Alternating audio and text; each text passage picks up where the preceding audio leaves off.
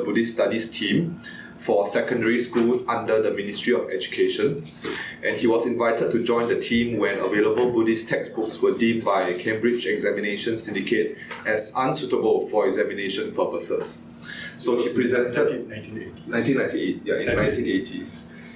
So he presented his integrated syllabus close to the Buddhist Studies team, working closely with Dr. Ang Beng Chu, as they make Buddhist studies in one of the most popular and successful religious studies projects.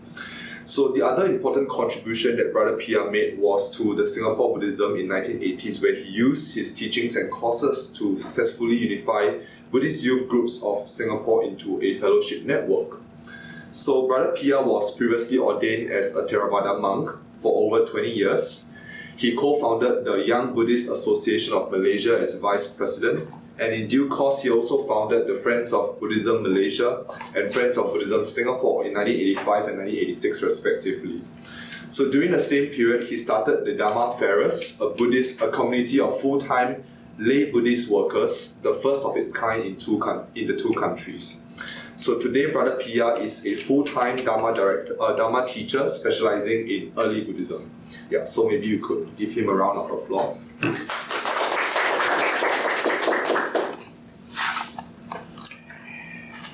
We've done very good research.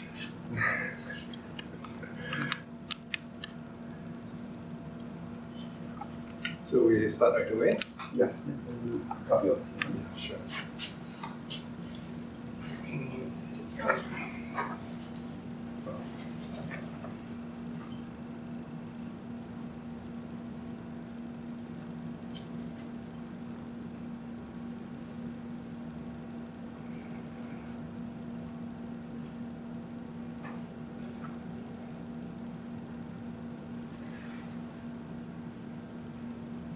Okay. All right. So, well, first of all, I'm really happy that you all remembered your history, because we're actually celebrating 20 years of Buddhist work. Because this is, I've been here, kind of giving classes once a week, once in a while, starting in 2002. Actually, I started much earlier, 5 years before that, but 2002 was very special, and. We have this group of Indonesian students. They don't go back home during the holidays. So every week we have classes, even during the holidays. So can you imagine that I was coming here every week giving us Sutta classes. And because of that, we started the Sutta series. I'll be talking more about this when I come to this. Okay.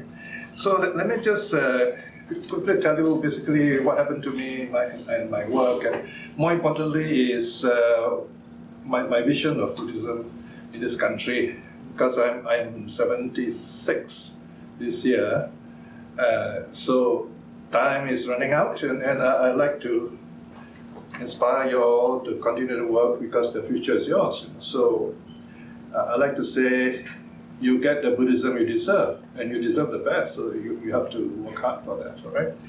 So for me, I started my training in 1970 when I spent 5 years in Thailand. As a monk, you need basic 5 years to live in a monastery so that you get a hang of it, so you know what to be a monk is like. You don't just put on a robe and come back. You stay there, you learn everything, no matter how old you are. Okay, so that's called the tutelage. So I spent 5 years in Thailand, and also had to learn the Thai language, because everybody was speaking Thai. The English was not good, my Thai was bad, so we had difficult time at first. Really a lot of funny times together. Those are very happy memories. I was very lucky because I got someone from the Chulalongkorn University came to give me Sutta classes, and within 1 year I was able to sit. Classes? Thai classes, and then after 1 year full time. Then I sat for the first year Dharma exam, then the second year Dharma exam, third year Dharma exam, and I managed to pass all of them. Because those are meant for novices, so it's not too difficult. So you're learning Thai and then learning Pali. They're very close together. So that's one thing amazing about being in Thailand. You learn the language, it's very close to Pali. You also learn Buddhism, and people are so supportive of you. You just say one Thai word, and they say, oh, very clever. Use the word king, So they're very supportive. So that's one thing. The culture is such, the Buddhists. And there's the Naktam. It's called the Naktam. Right? Naktam is Dhammika, meaning Dharma student or Dharma scholar. So it's a three-year course. They start in 3rd grade, 2nd grade, 1st grade. And then our temple is called Wat Saket, or Gold Mountain Monastery. It was very famous for its Pali, so I learned Pali from there also. So that's basically my Buddhist training, 1976. And now the thing is, I wanted to go to university before I became a monk, but the situation was so bad at that time. We're talking like 50 years ago. We have so much difficulties. Very strong Christian missionary work. My brother was converted, so I was the last son left in the family. My mother was very worried about end up like my brother, so she told me, you better be a Buddhist, okay? But I ended up as a monk. So I never really had a chance to go to universities, and I wanted to study especially 3 important topics. The first is philosophy, because I want to know how we think and then to use that to study Buddhism. So 1970s, 1980s, I kind of taught myself philosophy. Someone was kind enough to sponsor me to be an external student of London University, but I never had the time to study because I was focused on Buddhist work as a monk. So anyway, I did study philosophy on my own. Then the next decade, 1980, 1990, I asked myself this question: why do people turn to religion, and why do they do that in groups? Then I met one lecturer. I said, well, study sociology of religion. And it was the University of Malaya, MU. There was a lecturer there and his wife.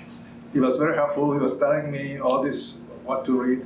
He told me one very magical sentence those years. I was a young monk. He says, read the journals.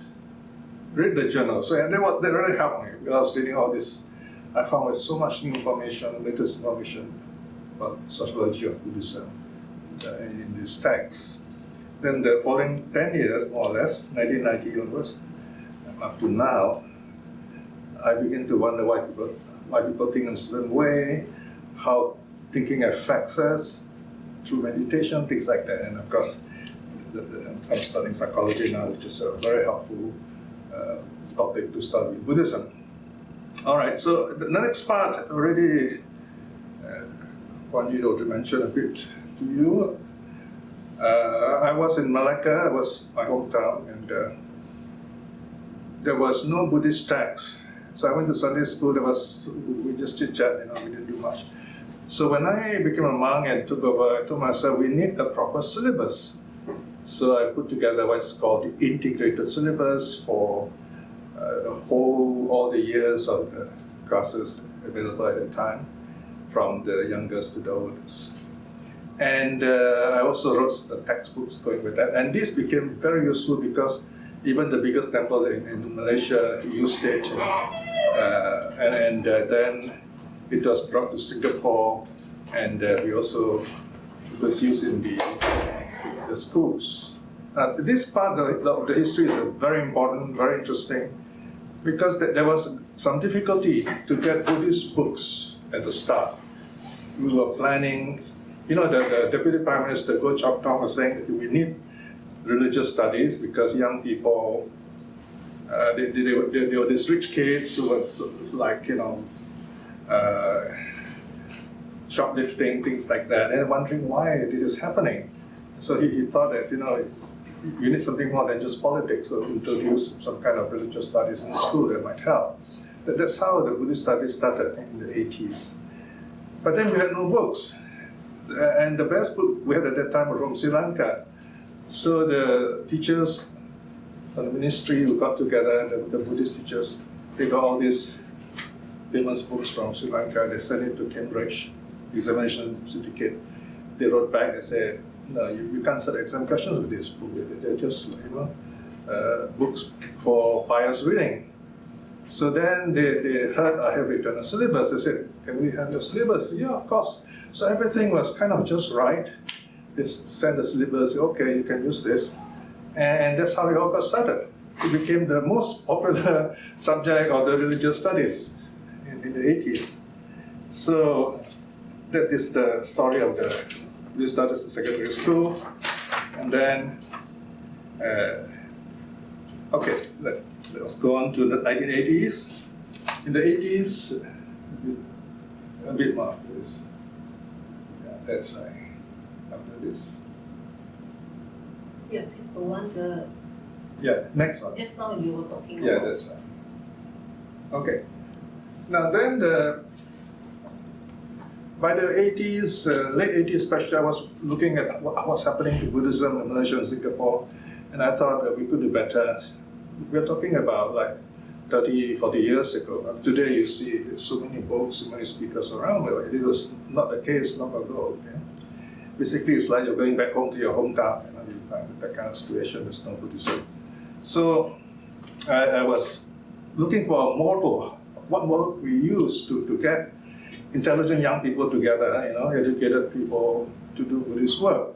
Because we are listening mostly to foreign monks and old people who they're able to give Buddhist talks that relate to us in our present situation. So I went to the West for a while, to Europe, UK, to study how the Buddhists there work, especially lay Buddhists. It was an interesting time I hear. It was also very controversial because those groups were kind of like, they were a bit cultish by modern standards.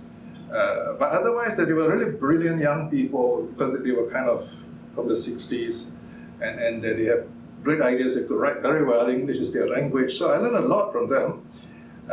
But the situation in Malaysia and Singapore is very different from UK. So although I could use those ideas, they don't really work in Malaysia. So that was another situation I faced, difficulty in my work. So I had to kind of spend my time writing rather than teaching, to do research to see how these methods will work in the next generation. So much of my work today, actually I've been writing a lot of things, but I'm telling myself it's for the next generation.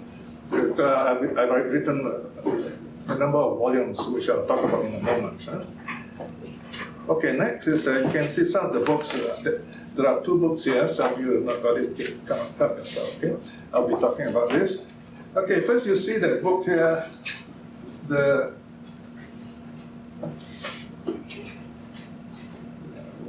Life of Gautama Buddha. In this case, this book is, I applied psychology into the life of the Buddha from the time he was born until he became Buddha. Because there's so many legends and mythical stories, miracles, right? So that's why I used the word miracle in his title, because I want to explain these teachings, these stories, in a modern psychological way. I don't know whether you have heard of someone called Erik Erikson. He wrote a book about Martin Luther. He was studying about the way he thought. And this kind of psychology of great leaders are very interesting to read. They help us to see how these people think and why they behave that way, why they do those things. And there's always some kind of psychological background to it. And that sort of thing is very interesting. So I told myself, why don't I apply this principle to life of Buddha? So this is the book, okay? Using the principle. This one's an Eightfold Path. So you want to read up Eightfold Path in a single book, you have this book. And this one is some key suttas, which basically teach you how to practice in your daily life. Okay, like for example, how to make money, how to be happy with what you have, things like that. So this is the book. Okay? This one is going out of print. We only have a few copies left, and they are there for you. All right. Okay. Now, I was asked to talk about my books. Okay, here in the next slide, you have a few titles, which I will quickly go through. All right. In '83, I wrote the Total Buddhist Work. All right, and then I'll just run through here because I'll be going into each of them a little later. Now, '88, you can see a D here because I got A, B, C, D. In fact, it's a very prolific year. I wrote many titles. That is Nichiren, Buddhism of Modern Japan, the New Buddhism of Modern Japan. Then you have 1988 G, Buddhist Culture and Observation of Buddhism in a Situation in Malaysia and Singapore, and a suggestion. Then in 1992, 4 years later, again you find There's A to H, so quite a lot of books that you have. Buddhist Currents, a brief socio-analysis of Buddhism, Sri Lanka and Siam, Thailand that is. And 1932, Buddhist Charisma, one of the most controversial books I've written. And then we come to this modern, right now, the book I'm working on since last year, 2002 to 2023. In fact, I'm very happy. I remember you invited me here to talk to you on the 20th anniversary of our Sutta classes here, our Sutta talks. So, as the Sutta Discovery, which started with the Buddhist Society here, because I was invited by your society to teach the suttas. So I started preparing the notes and it became kind of systematic. And every 3-4 months, one new volume about 180 pages A4 of suttas come out. Okay? So that has been going on since 2002 until now, 20 years. So we have like 80 volumes of those books. They're all available online, by the way. Okay? At this website, dhamma.org. So I'll talk a little later about this, because this is actually, I put together all my 50 years of understanding of Buddhism into what's going on with the Buddhists today, especially in terms of meditation. Okay? All right, let's look at the first book now. Okay, now this book is the very first book I wrote as a very young monk. Actually, when looking back, I don't remember why I wrote it, but it's something I suppose is badly needed. How to do Buddhist work, basically. All right. So it's 3 parts. First is historical perspective. How do we educate ourselves in Buddhism, and then how do we upgrade Buddhism, reform Buddhism, and thirdly, that there are of course cults, people believing in the wrong kind of Buddhism, how to deal with that. The second part is the theoretical background, major tasks of Buddhist leaders. So I was addressing young people at that time in Malaysia and Singapore, how they can work together as a group of young people. And there is this mission mountain called the snowball effect. In other words, let's say one of you can connect 2 people, right? And then these 2 connect 2 more people. That's called snowball method, all right? That's how you get the society to be bigger. Okay? And then you have third part is scriptural preparation. Sooner or later, of course, you've got to go back to the suttas. So I mentioned that why we should go back to the suttas. And the last part 4 is about outreach, about missionary work, how the Buddha taught the Dharma, and what we can learn from his style of teaching, and methods of approach, how to present the teachings to others, how to communicate the Dharma, and how we can form contact units. There was a time there were lots of contact units in your society. I don't know whether you still have them or not. Contact units are basically small units of friends. You gather together on your own outside the regular meeting, say 4 or 5 of you, and you just give feedback to each other. It's like a small family here in campus. That's called contact units, CU. And finally, I put the syllabus, the integrated syllabus there. In fact, it's been so long ago, when I moved from Malaysia to Singapore, I left behind all those notes and I've basically forgotten about them. Luckily, I put the syllabus here, but people have been asking for this, so it's all recorded there at the back of this book. Okay. Then the next book is Nichiren. Okay, this one, I was wondering why this really amazing prophet of Japan, he's called the Buddhist prophet, and the Japanese actually think that he is the new Buddha. And they're really aggressive. They have something called shakubuku. In other words, they'll go into the family, a group of them will go into a family's house, they think this family is ready, and sit there until they convert to this group, this Nichiren group. They will go that far, all right? So the question now is, how do we answer all these things in Malaysia and Singapore, right? So my answer is that you practice break and subdue. Shakubuku means break and subdue on yourself. You break and subdue all the negative emotions in you, and then you learn to love your country.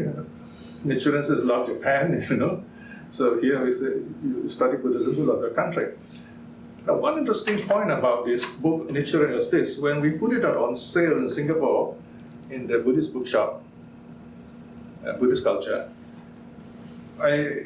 they phoned me up and said, all your books have been sold out. I said, what happened? They said the Children's Society, they saw the book and they were shocked that I could publish this sacred, in Chinese we call it fu, this like a yantra, because no one's supposed to know this, no one's supposed to have this, much less publish it on the cover. And I was shocked myself to hear that because I got this online, you see. I did not even know that it's available online. So they bought the whole stock to destroy them. So every time we put the stock, they bought it out so that nobody could read it. And they make the book more valuable, of course. So this is the story of this book, okay? All right, and of course, to return to early Buddhism, because this is a particular aspect of Japanese culture. They have a lot of difficulties, so they use Buddhism to help themselves. Okay, next is Buddhist culture.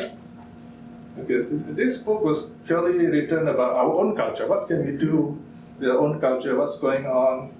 At that time, I thought local Buddhists should have some kind of identity so that we can identify as local Buddhists. You have Myanmar Buddhists, you have Thai Buddhists, you have Sinhalese Buddhists. They could at once identify that way, but in Singapore we don't have that kind of identity. We're all fragmented. We go to Thai temple, Burmese temple, Sinhalese temple, and so on. So I thought maybe we should have some kind of identity. But now when I look back, I say, it's not that simple. The important thing is go back to early Buddhism. That's the safest, least political. So that's Buddhist culture, all right? And then the next one, Buddhist charisma. Okay, this is Buddhist currents. The Buddhist currents is where, I was trained in Thailand, so I more or less know what's going on. And the first monk I knew from Sri Lanka, so I was like comparing the two systems. They were both Buddhist countries, what we can learn from them, and how we can, kind of grow the Bodhi tree in our own backyard in Singapore and Malaysia. So this was the reason I wrote this.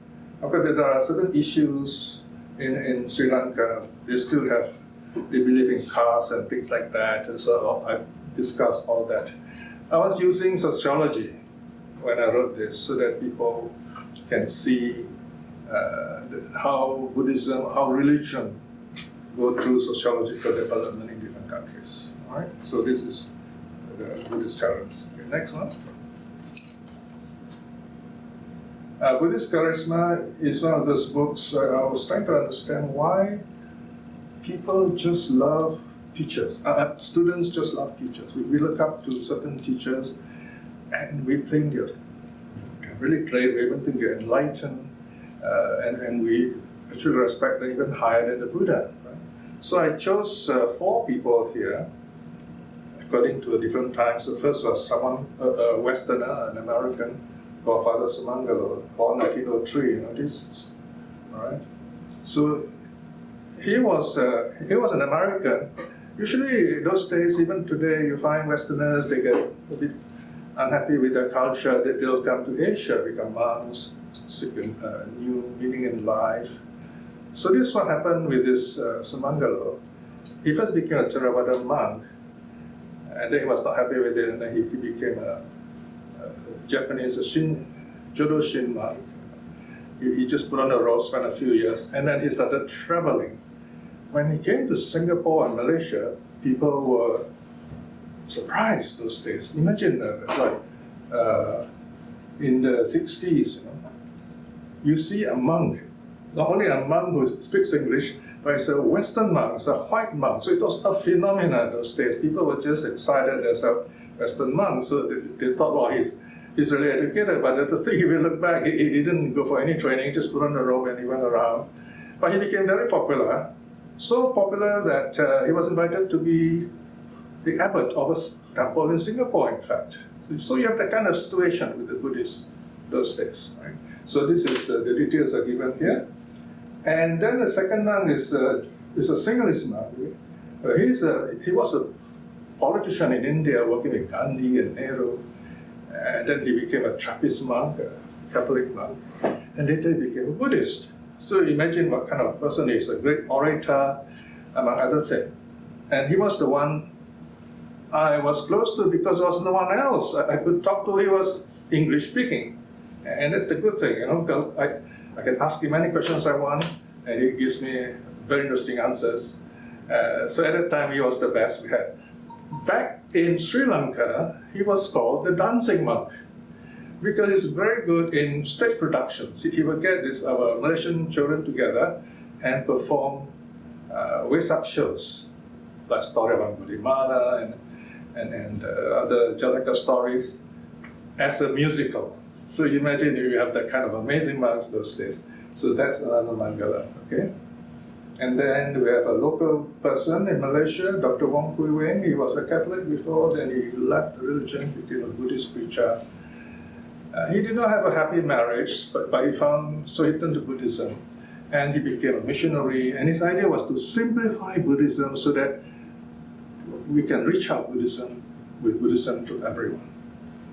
So, but he was working with Monsanto, dealing with all those, plant weed killers. Sadly, those plants are carcinogenic. He died of cancer quite early, so that is another sad thing about it. So that's Wong Kui Weng. Now this number 4, I'm not sure whether he's still alive or not. He's younger than me by a few years. He is one of the most, colorful cult figure. When I wrote about him, he was still a respected monk. He was going around, traveling all over the world, coming down Malaysia, Singapore. People were gathering and worshiping him and really amazed at him. He was a celebrity, and he really knows how to behave in such a way like he's a saint. For example, when he's giving a talk, the hall will be crowded. There is this empty stage rather. And there is a big lotus in the center for him to sit. And then the lights will get dim, and then there will be dry ice. You know what dry ice does, right? You get this heavenly look, with this cloudy look on stage, right? But there's nobody there. For 3 hours, he was not there. Now, by then, I already have been reading some psychology books, sociology books. I say, oh, wow, why do you make people wait for so long? It's for dramatic effect. So I told myself, no monk has ever done this. There's something fishy about this. That's what made me write this about him. And true enough, in the following year, he was disrobed for really terrible things internationally, with women all over different countries. Then he was disrobed, and then he fled to the US. He set up his own center there as a layman, by the way. The latest I heard was he drove in a high-speed car, knocked down a young man and killed him, and it was a court case and so on. So you have things like that. So you can see this book. It gives you a few colorful people, what happened to them, why they did that in Buddhism. Right? So we don't want this sort of thing. So this is the idea of what charisma can do to people, and we have to be very careful to make sure we don't get caught up in it. All right. Now we come to nearly the end. Next one. All right. So I was telling you about this 20th anniversary, 2002. I told myself, okay, I should write something to celebrate our 20th anniversary. Right? So I thought I'll just write one volume, but ended up actually, I started with volume 61A and B, by the way, character analysis. In other words, how do we know our minds so that we can meditate? And then I go on to summarize the history of teachers in Myanmar, in Thailand, and how meditation went to the West. The Westerners really love meditation, even in the US. We hear a lot about Vipassana, but we don't hear about Kamatana. Kamatana is from Thailand, and it actually is much older than Vipassana. So this is the first volume. First volume has got A and B, okay? All right. The next one is called, the theme is the rhetoric of Buddhist experience. There's amazing the number of papers, sociology papers, psychology papers, on Buddhism. So here, I did research on social psychology of Buddhism, why people turn to Buddhism, what happened to Buddhism in Myanmar, Thailand, Sri Lanka, and then in the West also. Buddhism is taking on a different kind of life, if you like. So I discussed that. And of course, there is scholars Buddhism. I read papers by the scholars themselves. There's one New Zealand scholar, I think she's probably a Persian, family. She took up Vipassana. I noticed Vipassana, they go for a kind of a 10-day retreat. Sometimes they go for 3 months retreat. And she was really interested in Vipassana. And then she studied this. Then later she wrote about how all this worked for her or didn't work for her. So you have the scholars' unbelief and their own take on Buddhism. So they're doing all that today, right? And in Japan, the Japanese at some point wondered whether Zen and all this Shin Buddhism, why is it so different from early Buddhism? So a group of them actually spoke out and said, Zen is not Buddhism, do you have this early Buddhism? Why is it so different? So it's called critical Buddhism. And that was a very exciting time when they came up and stood up for a while. So you can read up the details there. Okay? And then next volume is 1D. Here I went into what's called the evolutionary psychology of mindfulness, the body-mind process in Buddhist psychology, early Buddhist psychology. Because early Buddhist psychology has got lots of theory and terminology, and as well as methods of meditation. So the modern mind scientists, psychologists are very interested in this. They are studying all this right now. Even in this university, every year I come here to give a lecture to the sort of year 4 student. Actually, it's not year 4. The course has got the number 4 in the front, and it's quite advanced, where people who practice Buddhism and it's got some psychological significance to it come to present themselves to this class. So you can see the interest growing where Buddhist psychology is concerned. And also we tend to create our own Buddhism, our own ideas of Buddhism, for example. How does that happen? What's meant by modern Buddhism? Because when you say modern Buddhism, there are always changes there. What are these changes? Why do these changes occur? And of course, there is something called self-deception. In other words, as Buddhists, we want to know how delusion works and how do we overcome this. So I've explored all these things here. This is only a summary, there's much more detail, of course.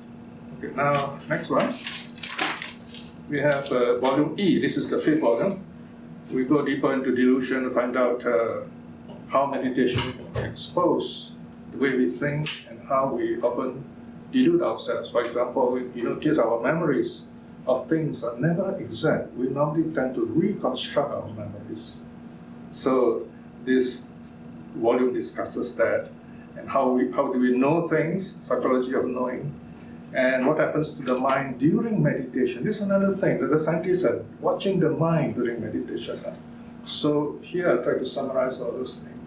And in this volume, I introduced the Abhidharma a bit on the nature of how the early Buddhists use terms to understand the mind better. And now we come to the last volume, F, which I'm working right now. And here's where I do research into the roots of Buddhism in India. I was quite surprised that, you all heard of yoga, right? Actually, the roots of yoga is not in Hinduism. It went back to Buddhism, right? So from there you have what you do, the exercises you do today in yoga. But the monks used to exercise also. So yoga was a very important idea in early Buddhism. And I also did some research on why people surrender to cults. There is what's called the abdication syndrome. So this is all discussed in this book. And of course, I go a bit into modern consciousness studies. And narcissism is a very interesting topic. There are lots of people today, especially in the West, who are highly educated, very intelligent. They decide to leave their jobs and become monks. And they start teaching. And you know why? Because it's a comfortable life to retire in. A friend of mine in Canada met one such teacher. During that talk, this monk announced, he says, today is my last talk with you because I'm living Buddhism. And my friend said, why do you do that? And he was open enough to say, Buddhism doesn't give a good retirement plan. So I'm going to take up Anglicanism. So he went for Anglican training, became an Anglican priest, and he's now very old, happily retired with his husband. He has HIV/AIDS, happily retired. So you have people like that. Now he's not the only one, by the way. I noticed there is a trend. There is another, you can go online, a book called something like Hardcore Dharma. And this is written by someone called Daniel Ingram, Arahant. He puts his name, Arahant, used the exact word, Arahant, Daniel M. Ingram, MD. So as a Buddhist, I said, wow, why does someone call himself an Arahant? And he writes stuff which are really good. So that's another troubling thing. So how do we think this?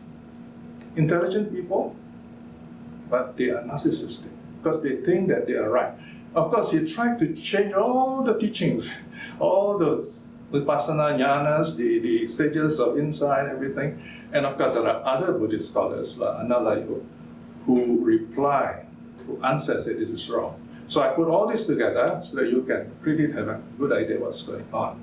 So all this is a very interesting study of narcissism, how people today turn to religion. They will come here, give you a good Buddhist talk, better than I can talk because they're scholars and with titles, But you don't even know, actually they're not Buddhists. They're just there because they want a comfortable retired life. So this is some of the things I discuss here. And of course, we also have in traditional countries like Myanmar, where saints actually, you can certify them. They have this way of,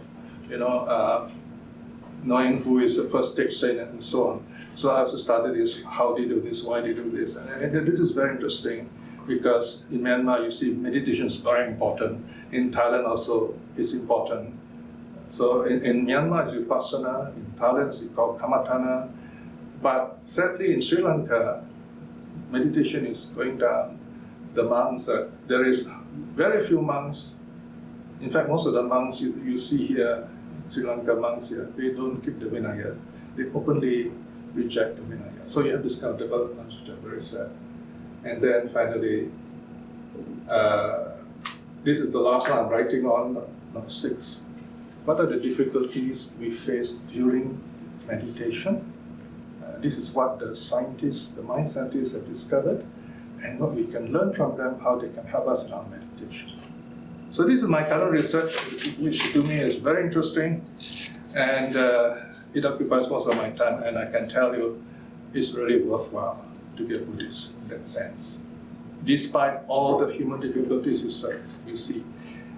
All the strange human difficulties you see in Buddhism is because Buddhism is a very attractive religion. Buddhism is intelligent for young, for the intelligent, and you get the Buddhism you deserve.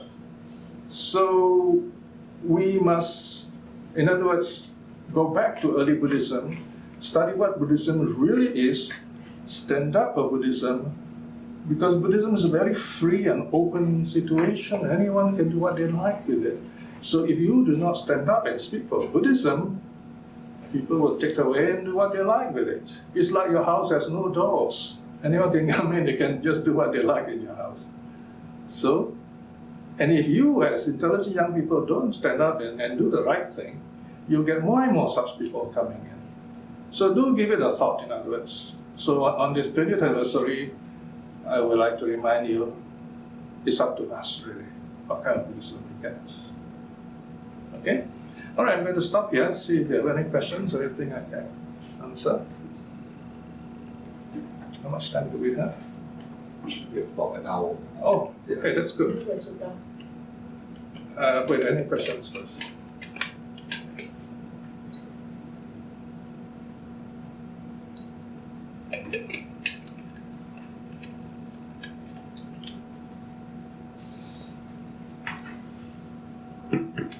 Maybe I'll start. Sure. Yeah. How do you define mind as the physical brain? How do you define mind as Very good question. This is the big divide between Buddhism and science. The modern clinical scientists, the psychologists, they're really excited with Buddhism. And there's a lot of commonality, agreement between the two. That's why Buddhism is really rising up with the psychologists are using Buddhism. Buddhism is really finding psychology, going on like that, you know. However, let's put it this way: the modern psychology defines the brain as the site of the mind, right? That's what we all learn. But there is no such statement in the suttas. Nowhere in the suttas is there ever said the mind is in the brain. In fact, the word brain is hardly found in the suttas. I mean, the word is there in Pali, yeah, but it's not an important part of the body, right? In fact, in the 32 part, in the reflection of the body, only 31 parts are listed without the brain. But Buddha Ghosha, the Buddhist commentator from North India who went to Sri Lanka, in the 5th century, I think, he added in this brain to make it 32 body parts for reflection. That was a later development. Now, why didn't the Buddha locate the mind in the brain? Have you all heard of Occam's razor? Anyone heard of Occam's razor? Okay, Occam's razor means, what's the simplest answer? Don't think of a big answer. The simplest answer here is because it is not so, right? That the mind is not in the brain. To the early Buddhists, the mind is the whole body. The mind is located everywhere. In one sutta called the Sabba Sutta, the all, the Buddha says, all that we can know are our eye, ear, nose, tongue, body, 5 physical senses, and the mind, 6 senses. That's all you can know. The objects of knowledge are the 6 sense objects. I give you 1 minute to think about this. Anyone here disagree with this? The Buddha says that whatever you can know are only the 6 sense objects. What you see, what you hear, what you smell, what you taste, what you touch, and what you think. Does anyone disagree with this? Or you think that is a better answer? Anyone? Maybe can the mind Sorry? alter how we sense the world? Right. So maybe some patients they have some medical condition whereby they don't feel pain. So Okay. their senses are not there. Yeah, but still, it's the mind, right? Even though you may not sense, the mind may not work with the senses, there's still the mind. Okay? So my point is, you still cannot rebut the Buddha, can you? So far nobody has succeeded in the last 2,500 years. The last part of the sutta says, if you think there is, you're going to have a lot of problems. Now it's amazing, the Buddha came out, it's a very short sutta, less than a page, you know. And that is early Buddhist epistemology, theory of knowledge. Right?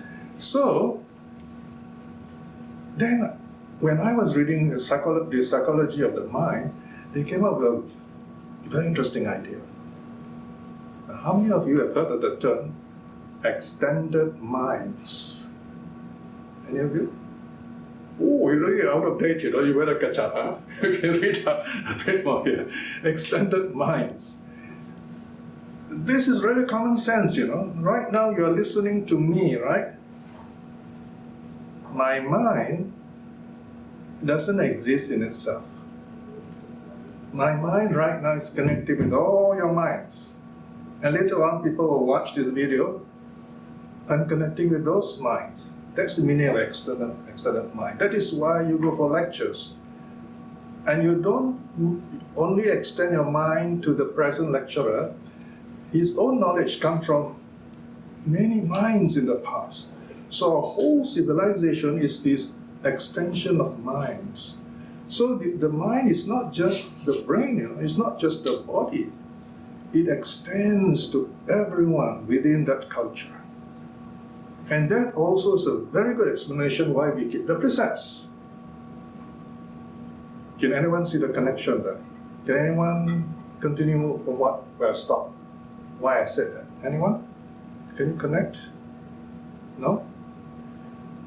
Now, since our minds are all extended, I should not kill. That's the first precept, right?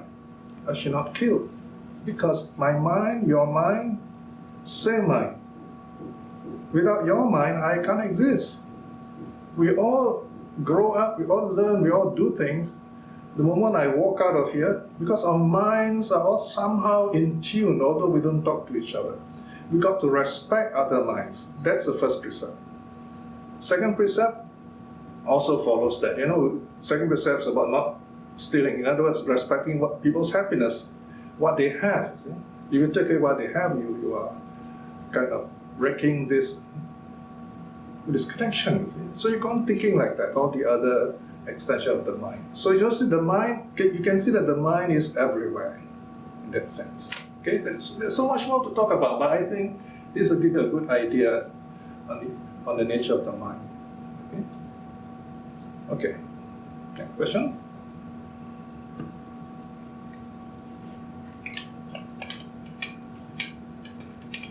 Maybe another question I Yeah, have sure. is, because of your research in terms of meditation, in terms of suttas, what do you see as reality and what do you see as constructs? Because, nowadays when we have so much technology going on, we have so much distraction, we have so much stuff that is Very flying true. around and occupying our minds, which kind of fog our minds out. Yeah. What exactly is reality then? And how would you separate reality from the masks that we are actually wearing every day?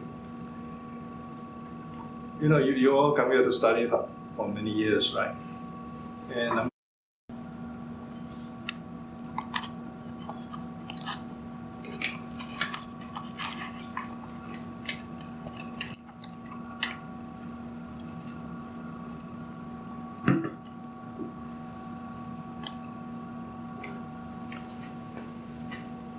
now, if we try to stop this present moment, you just can't.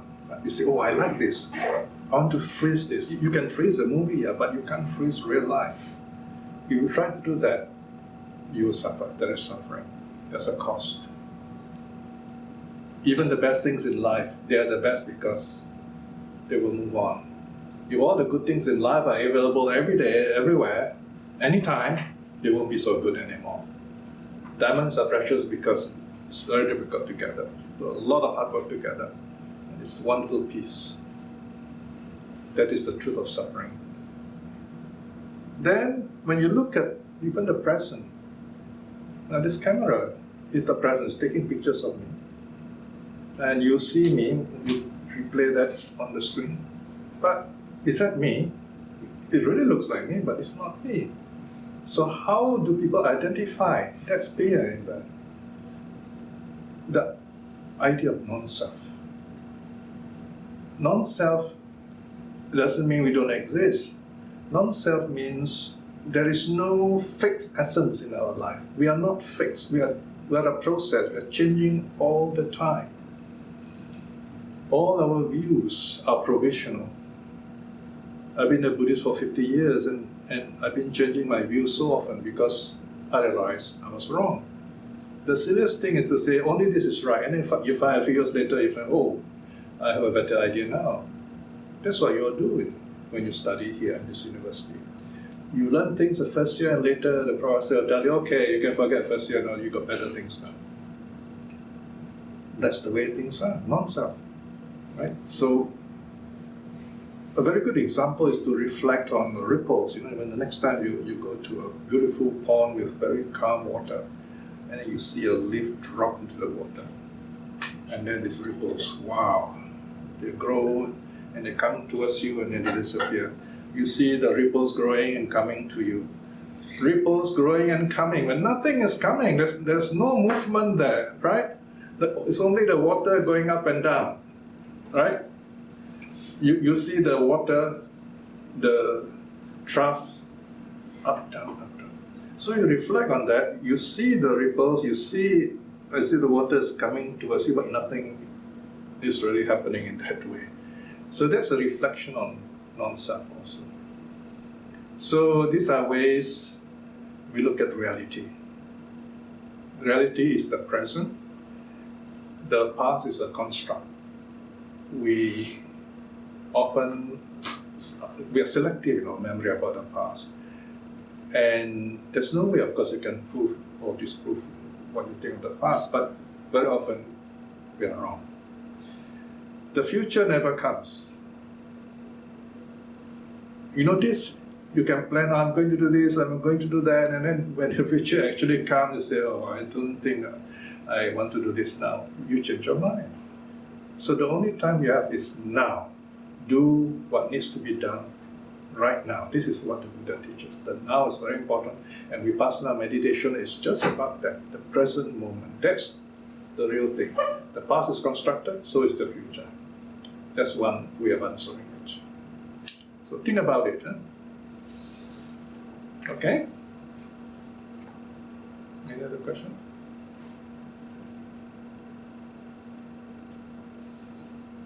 Perhaps maybe another question Yeah, that sure. I can maybe ask on behalf. Some of us, I think we have Park here, so he's kind of looking into a more academic way of understanding Buddhism. Alright. So perhaps maybe you could also share with us how do you approach, what is the first way or what are the easiest way to approach Buddhism when it comes to an academic sense? Would you kind of find a gap in the scholarship, or trying to tease out the different connections across different articles, based on what people are saying, and trying to make up your own perspective on Buddhism? Yeah. So how would you come and approach when it comes to the Well, academic? you all as students, you have read all those papers, you find scholars do argue among each other, especially when it comes to very important points, and that's how science and knowledge grows. Scholars do disagree with each other. But when it comes to Buddhist scholarship, there are good scholars, and the good scholars are very helpful. They're even practitioners. You can see this, they look so peaceful. Many British scholars are like that. They're also meditators. And then you have the American scholars that are a bit more playful. And they will say anything about Buddhism, and that often can be very difficult to defend. So you have other scholars who be answering these scholars. And I love that part because you look at two sides and you don't want to make the same mistake, so you read very carefully what the good scholars are saying, So as a scholar, you learn to think very carefully, make sure you're logical, what you are saying. I remember those professors those days when I was in Berkeley, the professor would say, make sure you give your references. And make sure your references are very correct and clear. And define your terms, things like that. Right? So these are very important skills even a Buddhist teacher should have. And you find that I follow all these rules in my work here, although I try not to be too academic. Because I don't want scholars to say, oh, this is just a Buddhist book, it's not worth reading, they don't even follow the rules of academia. Because the books are written are used in the university, scholars quote them. In Sri Lanka, the universities use them in their own website, and it saves saves the lecturers a lot of time. Just say, go to the Dhamma website, it's all there. You see, because I do the sutta translation, everything is in detail. So keep up the academic standard. It's very important for the study of Buddhism. You got to make sure that what you speak of Buddhism will stand up, right? That you speak from experience if possible, but in meditation it's not easy because much of meditation still has to be discovered. So you have to study other people's experience, and then from there try to make sense what's going on. And you find this is what the modern scholars are doing. They're trying to go into the minds of the meditators, and they're writing about these things. This is what I'm working on now. So you can imagine how careful their language must be, and how careful the data they're dealing with. All right. For example, one of the latest papers I was working with, this scholar, they interviewed, and she asked the question, how do I know how an awakened Buddhist thinks? Wow, that's a question even I did not ask, because we don't know who is awakened. I don't even know I'm awakened. So and who are the awakened ones? Who do we know are awakened? So as a scholar, they have to turn to the traditional Buddhists. So in this case, this particular scholar went to Myanmar, and she asked around, and in Myanmar they say, oh, all these meditators have attained the first level of the path, stream winning, sotapanna. So then what she did was she got together all these teachers who are certified as sotapanna, stream winners by their teachers, and then asked if they want to be interviewed. Right? So I think they managed to get like 20-something people. Right? And these people have meditated minimum 3 years. There was one up to 60 years. So they asked various questions. The key question is, how do you perceive things before meditation, after meditation?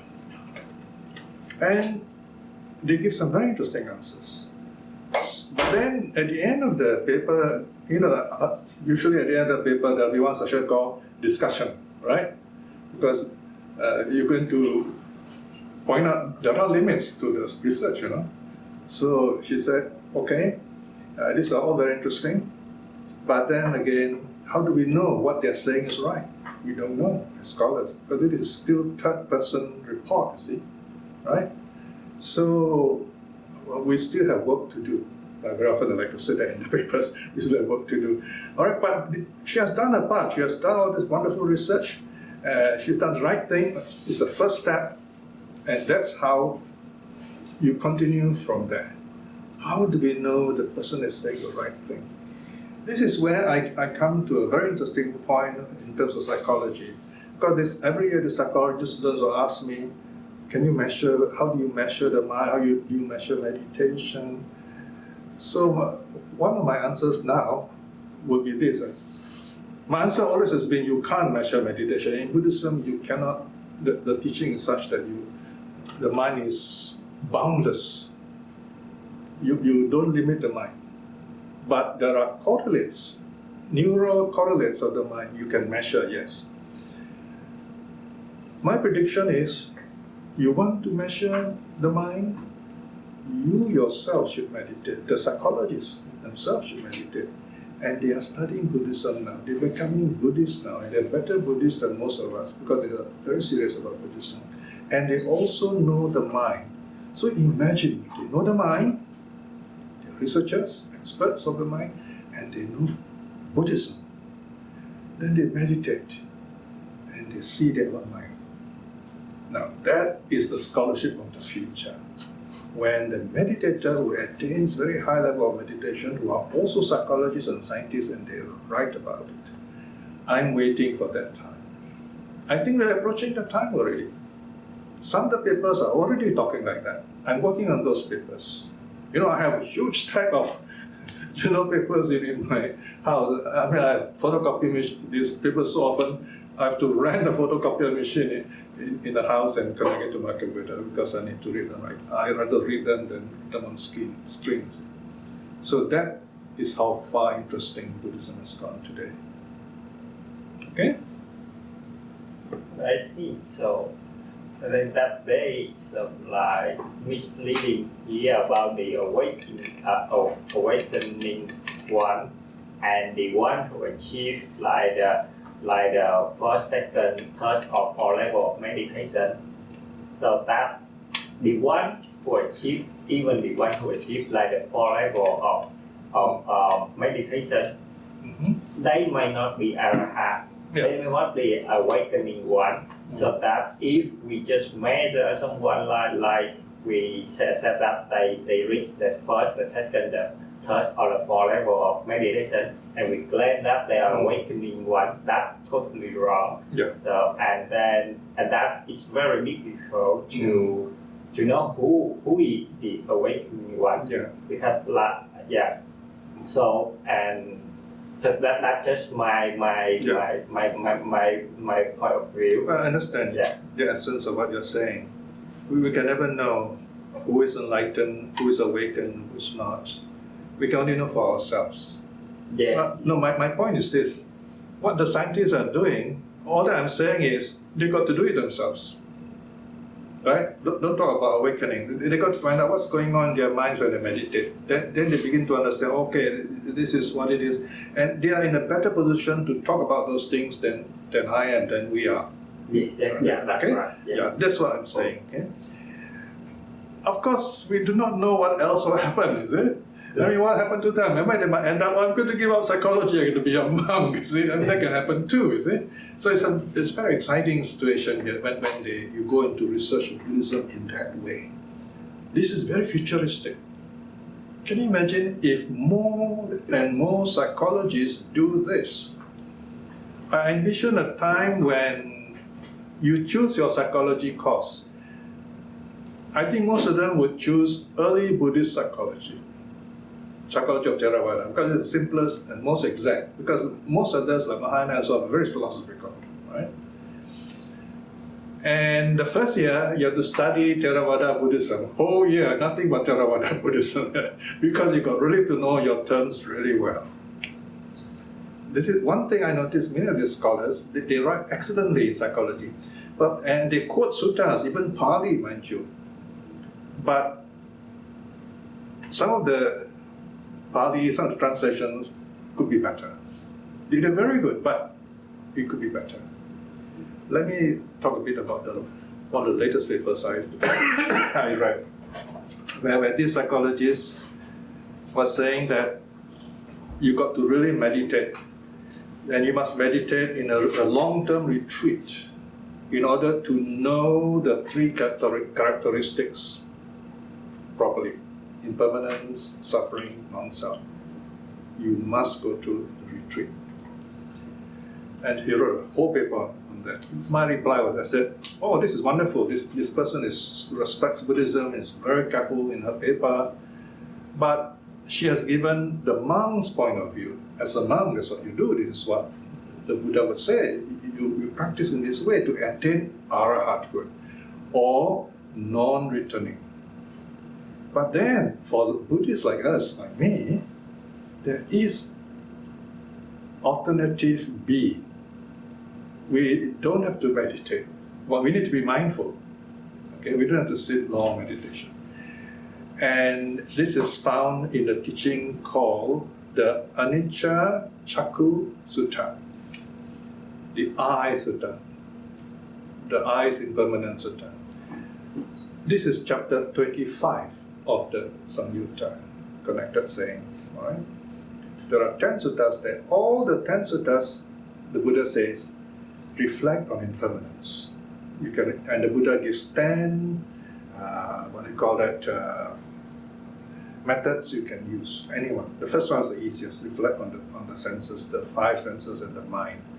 If you keep on reflecting in this as being impermanent, and you keep the precepts, you are sure to attain string winning within this life, if not at the moment of passing away.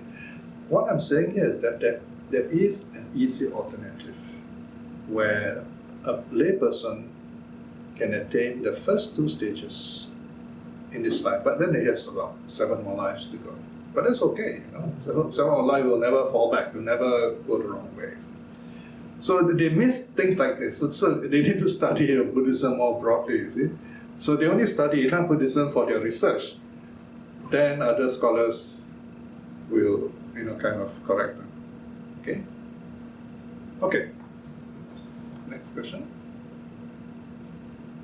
Any other question? Yes. So having self-studied like psychology yourself, you maybe share usually psychology in the world of psychology, all the scientific is based on past research, right? Mm-hmm. Which is probably population research. To get Sorry, data. what's the word again? Population research. Population research. Yeah, to get some sort of like data for you to understand, to learn psychology. Because you're saying like, if the psychologists become Buddhists, there'll be a very powerful combination. Mm. So maybe like, could you share a bit more like, how is it different for psychologists when they build Buddhism? Because I think definitely not like layperson. Oh yeah, yes, definitely. Yeah. When I say psychology, I don't mean the whole of psychology. It's more like neuropsychology, more psychology of the mind. Because there's so many kinds of psychologies, you know. And even then, certain kinds of psychologists only would be interested in Buddhism. I mean, you don't get so many papers on people writing using early Buddhism, writing so carefully with the research. So what I'm saying is, those who do this will have a clearer idea of what's going on, and this trend will grow. So it'll be one of the trends. There are many other trends. I mean, some of you might go into Christian psychology, Muslim psychology, Hindu psychology. They're talking about it, but it's not so simple with those religions. So all that I'm saying, if this group, this small group of people who can come up, they are psychologists by training, they are Buddhists in practice. That would be ideal. That's the ideal Buddhist of the future. Because they know their own mind. Now they're going to study what the mind can teach them. We don't have that kind of equipment. Because we don't do meditation. At Buddhist time, those great arahats meditated, they know their minds, and they can just read the situation like that. We don't have that. Okay? So instead of that kind of knowledge, you have this scientific knowledge that can help them. Now where they go from there, we won't know until the time comes. But I think something good will come up. Because anyone who studies the suttas and talk about it with respect for the suttas have something good to tell us. All right? My latest paper, before I came here, I'm still reading it, is the word contemplative diet. Contemplative diet. I say, am I reading right? Contemplative diet means you meditate in pairs. So they've come up with this new idea. These are the latest big research, 10-year research. The idea is how to help people who are suffering from problems of loneliness. Because loneliness affects them with depression and all kinds of mental problems, even shorten their life. So they came up with this idea of meditating in pairs. I'm quite inclined to teach this in the future, I think. It's very interesting. You choose a partner, or your partner will be chosen for you. You do metta, all right? You do metta, and then you talk to each other about what you feel about something you saw, and the other person just listen. You listen, openly, all right? And then the other person's turn to talk. So they go on like that, they communicate. So you find you have someone you can intelligently, warmly chat with. So you talk on the affective level, right? So the first method is simply meditation you do by yourself. Second one is effect, I think, something like that. Affect meditation. You do through feeling, through loving kindness. Then third one is cognitive. You learn to share what you experience with the other person, and then you switch. Now imagine this idea is amazing. Where I never heard this before. I don't think the suttas ever mentioned this either. Two people meditate each other. Imagine a husband and wife meditating together, you meditating with your friend, and you find that there is this someone who learns to listen to you through meditation, through loving kindness. So this is called the contemplative diet. They're discussing this. So the psychologists have come up with some really interesting ideas for us to think about. Right? Okay? Now we're going talking and don't stop, so let me stop now and give you a chance to ask. Any questions? Any doubts? Yes? So I'm actually always curious about one question, since we're already on the sutta study, right? Do suttas reflect the essence of Buddhism? But do suttas truly reflect the true words of Buddha. Oh.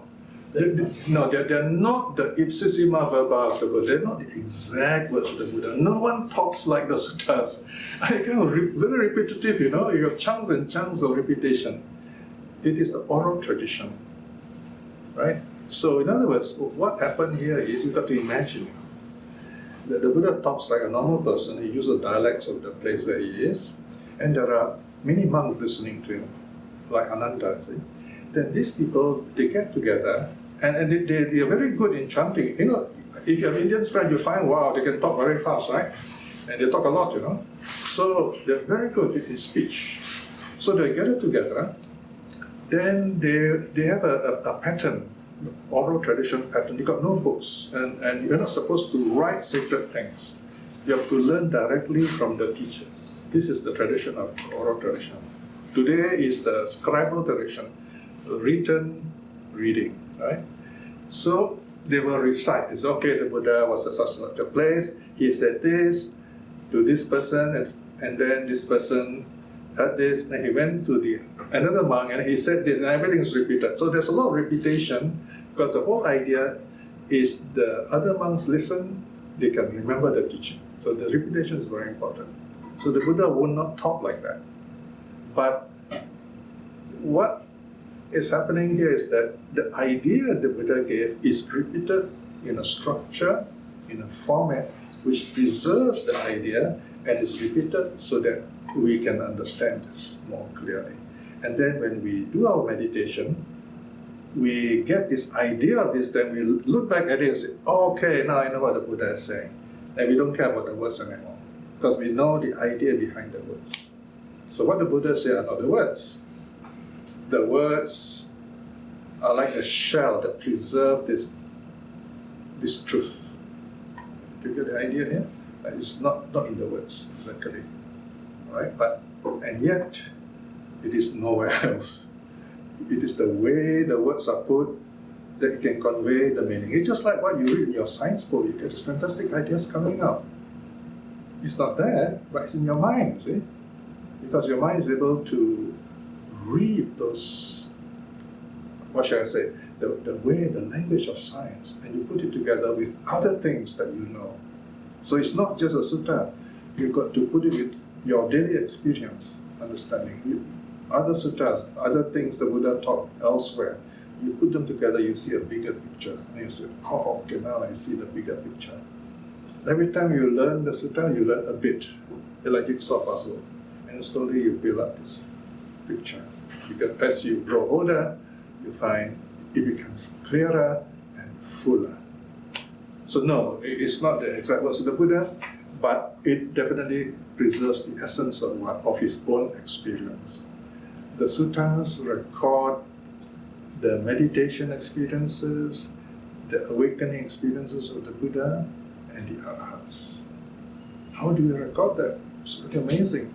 So the early monks have found a way of doing it through the oral tradition. And there are also lots of papers on this, how this is done. So the scholars know this also. And there are scholars who criticize the Buddha. They say he can't possibly be saying all this, you know. So it's very interesting to see how the scholars discuss all this. But there are, of course, other very good scholars who explain in detail what's going on. So look for those kind of scholars. And some of the scholars have spent years in Myanmar, and I know a few of them are still living in Myanmar despite the problem there, because they love the Buddhist atmosphere there. And there are also scholars in Thailand, for example, and in Sri Lanka. All right, next question. Is there really samsara? Is there really samsara? Wow, that's the hardest question that we ask. Do you think there is samsara or not? I do not believe. You don't think? Why? I'm very curious to hear you. Why do you think there's no samsara? I just think it's not a necessary Oh, not necessary. concept. Not necessary concept doesn't mean it's not real, you know? Right? Yeah, and also we cannot prove it is real. Okay, let me start with that. Can you define samsara first? What do you understand as samsara? No, it's okay if you're wrong. My understanding is very simple. No, it's okay. Don't worry. I just learned this thing very in a very low level. No, it's a very good question. I'm not blaming you. I'm very happy you asked this question. I just my understanding is just Yeah. okay after we die, we become we are reborn and we become a new person. Okay. Right. Okay. Let's talk about rebirth. You say you're reborn. Yes. I mean, just an idea. I'm not saying whether you're right or wrong. Okay. If you are reborn, what kind of person or being do you think you will be? Generally, I'm not saying exactly. I think generally, in principle. Have you any idea or guess? I don't know. You don't know. Would you agree with me if I say how we behave now will in many ways influence how we are reborn? Is that sensible enough? Yes. Let's say if I'm a robber now, I go in the dark and attack people. I might end up as an animal because animals like dark and I'm very fierce. Because my mind is like that of a tiger, be crouching in the dark, ready to attack, So my mind will be like a tiger. You can choose your favorite nasty animal, okay? So this person's body is human, but his mind is animal. Think of the dark and exploiting people. Worse if he's a killer, right? So he dies, body dies, but the mind is the mind of an animal. This mind will continue to the next life, become an animal. Do you accept that kind of explanation? Just generally speaking. No. You don't accept. Okay, what explanation do you have? I just don't know. You don't know. How this process is going. All right, let's try another way. Do you think you can get everything that you want? And since you cannot get everything that you want, are you happy? No. You're not happy. Well, that is samsara. That's one way of defining samsara. And that will happen again and again, right? Okay. That's what samsara means. Sam is just like the English con or com. It means, it affirms it will happen. See? Sara means to flow. It keeps on flowing round and round, round and round. Things keep happening again and again. That's how it seems to happen to us. Do you notice that in your life? That is also samsara. Things keep happening. Sometimes you wish things would be different, but they keep happening. That is samsara. Then you expand that idea on a bigger scale. You see human beings also like that. America will always be condemning China. Trump will always be talking like that, So it is the way they are, see? That is samsara. So people behave in this conditioned way, the way they have been conditioned in the past. That is why they don't seem to be able to change. That's why you need Buddhism to wake them up. That is why we use the word awake, because we are all half asleep. We are all in a dream. That is also samsara. What about suffering? Do you think there is suffering in life? Yes. Don't you agree, yeah? Well, you agree there's suffering, there's no problem with samsara. So samsara is suffering, okay? Now, that's a very good question, make people think. That means you do think, that's very good.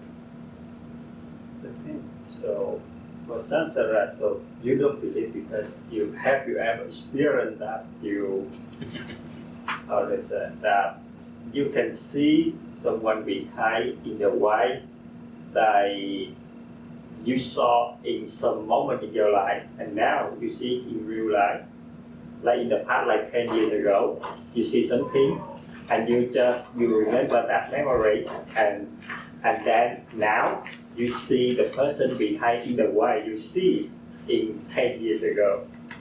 So have any such event happen to you? So and then because samsara something like the person you saw in the past would have the momentum to do that, to the same thing right now. Because samsara that because in previous life they ask like they act like this, and then this life, they have the momentum to act again like this. They keep their habit. And what is that momentum called? I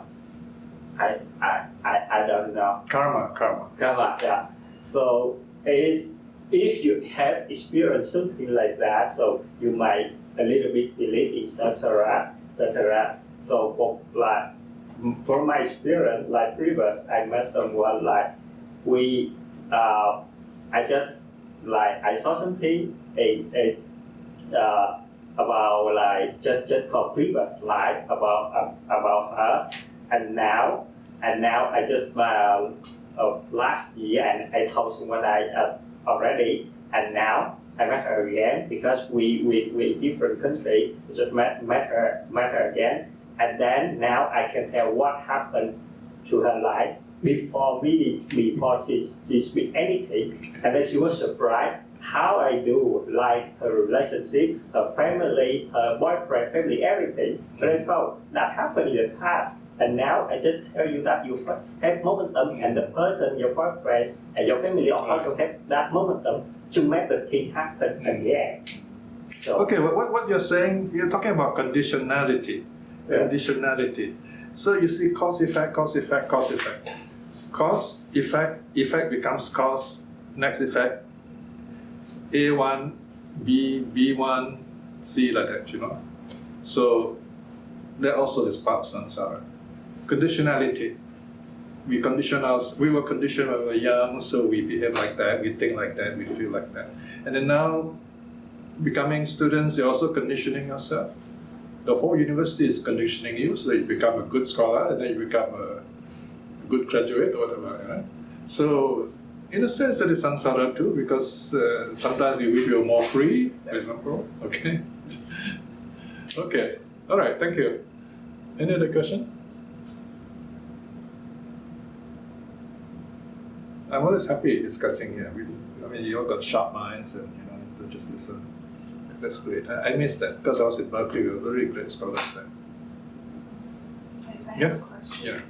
I want to ask when the scholars or the researchers, when they do researches on Buddhist-related ideas, it's better for them to be a Buddhist practitioner first, or it's better for them to keep a distance from Buddhism and be like just a calm onlooker Okay. bystander. Well, ultimately it's their choice. But one thing I can say is that Buddhism is one of those things you cannot learn from a distance. Buddhism is not what you learn. Buddhism is what you are. Right? You become it. Peacefulness, you don't learn about peacefulness, you become peaceful. Right? So the wise scholars will know they have to meditate themselves. The question now is, when do they feel ready? So that's up to them. And in Buddhism, we never force them. So that's the good thing. So what I notice in the papers they're writing and all these conferences they're holding, that's the trend, it seems. They're heading that way. They're taking Buddhism more seriously. And not only Buddhism, they're taking early Buddhism, Theravada, even before Theravada, more seriously. Of course, it's good to be unbiased. In other words, take Buddhism as it is. Is it true? Or is it just ethnic? Is it cultural? But you want to know what is psychologically true? That's the important thing. Yes, that is important too. All right? And Buddhists are always ready, to like reject things which scientists prove don't exist. For example, in the Buddha's time, some of the ancient Indians actually believed hell was right below India, Have got today, no one believes that. And the heaven is up there, very nearby, and we fly in aeroplanes and rockets, we don't see it. So we don't think like that anymore. But Einstein and this theory of relativity and time help us understand better. That's dimensions. Heavens and hells are dimensions. They're not actual places like Malaysia or the next town in Singapore. See? So that kind of scientific knowledge is very helpful for us to understand Buddhism better, and we are heading that way.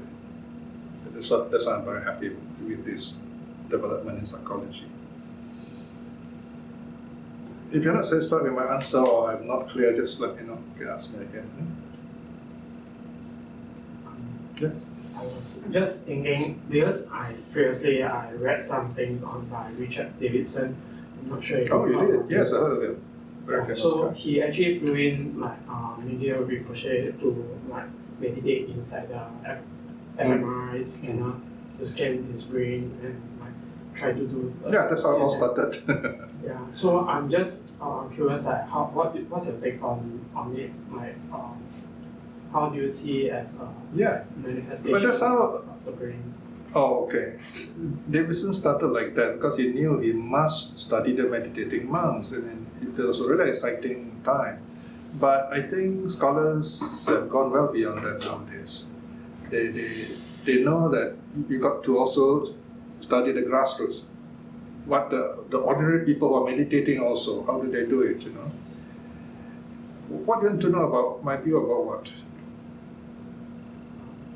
What's your take on like his way of Oh, investigating only his way or psychologists in general?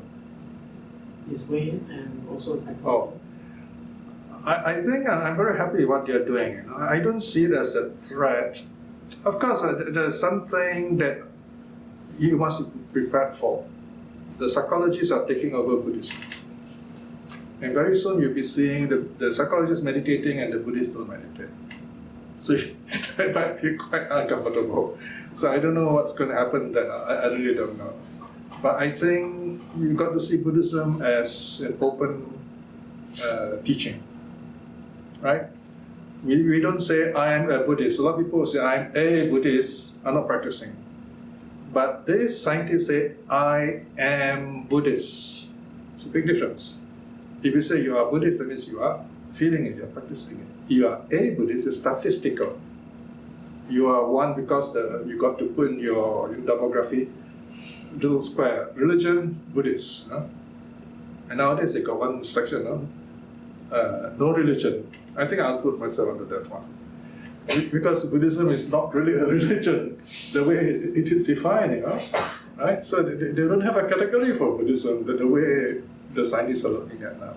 It's quite not an easy question to answer, I must say. But if you see civilization, history of civilization on the whole, this is an amazing development where the scientists look to the mind and is going to tell us how to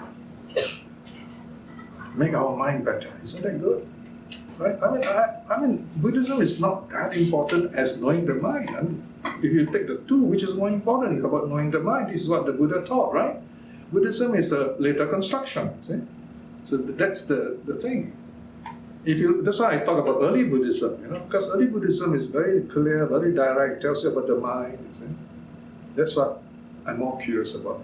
Otherwise, if you're studying centuries and millennia of what these philosophers are writing about Buddhism, and which won't help you to be enlightened anyway, right? So if you are really interested in Tibetan Buddhism, you'll probably be reborn as Tibetan next life. If you like to follow Zen, maybe Japanese next life, maybe. I don't think that would be very fun. I would rather study what the Buddha taught and be happy. This is my view, okay? But of course, if you want to follow whatever kind of Buddhism, you're free to do that too. But that is where my journey of half a lifetime, 50 years, has taken me. I feel now I feel more free about Buddhism than ever before. That Buddhism is more related to everything we do, even what the scientists are doing, and that's amazing to me. We become more relevant to life. Okay? Perhaps one question following up. Okay, yes. Pinpoint's question was, when in the process of understanding the mind better, nowadays the methods are more quantifiable in terms of there is an added emphasis on science and how numerics and matrices are able to quantify and measure the mind in very numerical ways. So I'm wondering if, because in the past, you have like oral traditions that's passed down by the Buddha and it's based on affect experiences as you have mentioned. would these kinds of methods of researching be able to synonymously match up to these kinds of more intangible ways of understanding? My simple answer is it would not. They're still two very different things. All right, I'm not saying that psychology is Buddhism. No, I'm saying that the scientists are doing an amazing thing by practicing Buddhism. Right, but Buddhism will always be there'll always be forest monks who really are serious in meditation, and no scientist can match them. Right, but there'll be very few of them. Okay, even today, you find it they're not easy to find good forest monks. They're becoming modernized, so that's not very good. On the other hand, what the scientists are doing, they're studying Buddhism and they're using Buddhism to deal with psychological problems. And that's amazing, that is really good. For example, like I tell you the latest paper I'm reading on this psychologist who's talking about, this group of psychologists from Brown University, by the way, and UC Santa Barbara. They're using this twin meditation to help people, old folks who are lonely, become happy. This is what they're doing. I don't think they want to be awakened, They might not say that way, but they are more like bodhisattvas. They're helping to relieve suffering of others. And they see Buddhism can do that. And that's an amazing, respect, a vision of Buddhism. That Buddhism can help the world, the suffering world, and that's good enough for me. See? Of course, they won't change my view to give up Buddhism and I'm going to take up psychology. I'm too old for that, but it'd be fun if I was younger, your age, right? So, I think we're living in a very exciting period where it comes to studying Buddhism.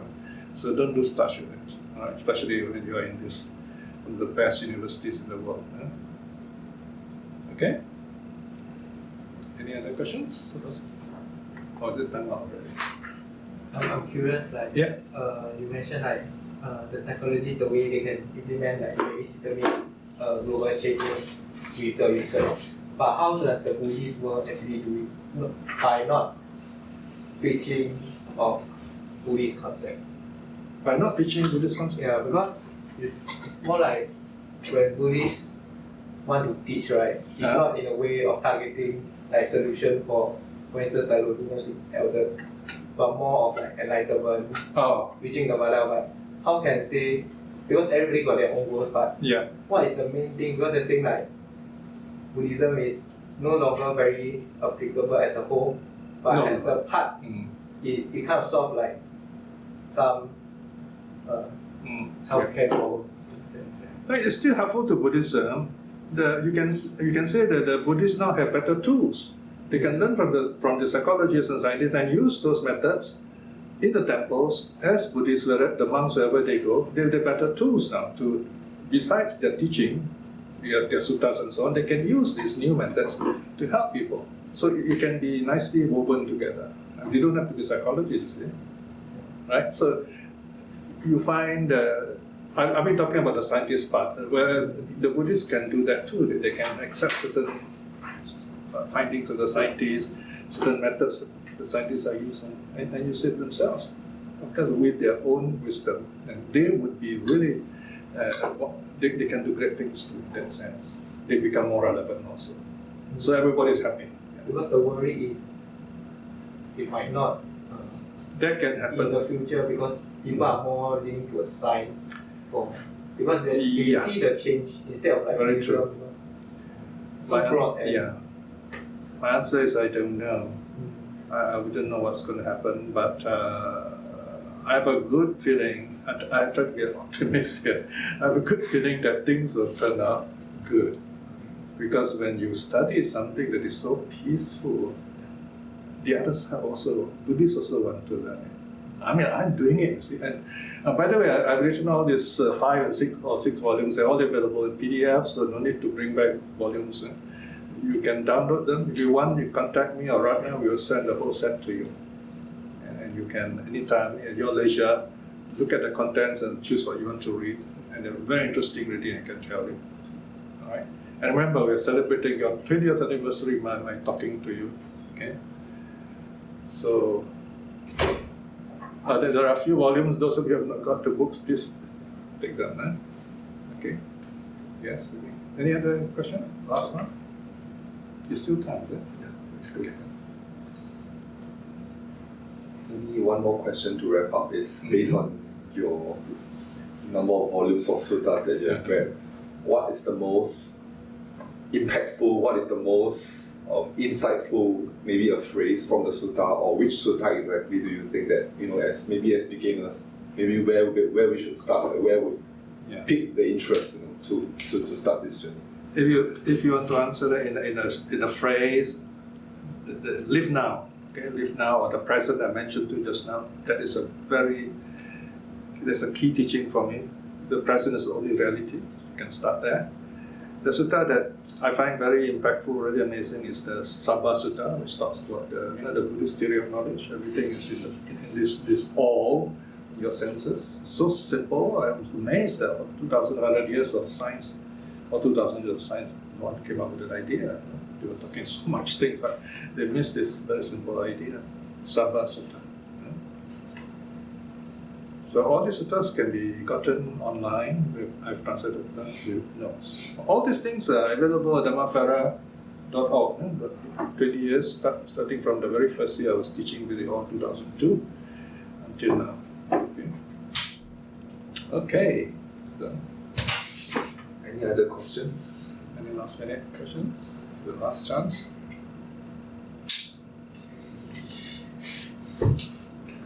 So thank you so much, Brother Piya.